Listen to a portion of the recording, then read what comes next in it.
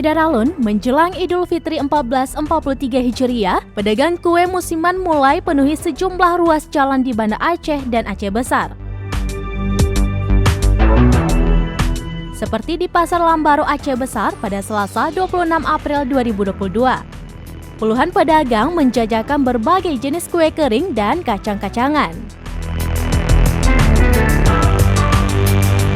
Pedagang musiman tersebut bermunculan menjelang Hari Raya. Biasanya mulai ramai yang berjualan sejak H-10 Lebaran.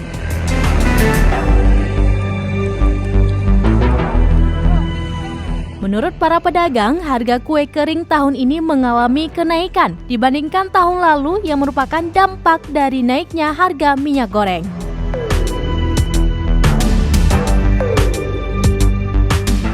Dari Aceh Besar, Henry, Serambi Antv.